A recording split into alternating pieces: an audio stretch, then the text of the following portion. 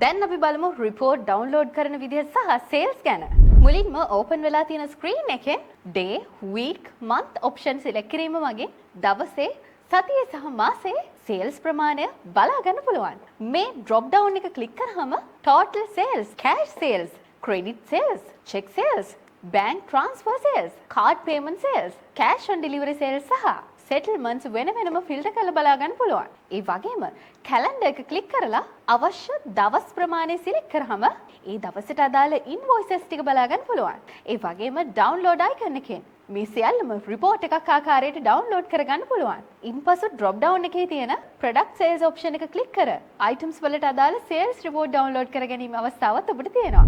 ඔබ භාවිතා කරන්නේ Android phone එකක් නම් ඔබේ phone එකේ files වල download path එකට report එක download වෙනවා. settlement කොටසෙන් අදාළ දවසේ credit sales වල settlement එක බලා ගන්න පුළුවන්. ඒ වගේම inventory tab එකේ උඩ තියෙන dot තුන click කරාම open වෙන download report කොටසෙන් download කරන වෙලාවේ තියෙන full inventory stock එකම download කරගන්න පුළුවන්.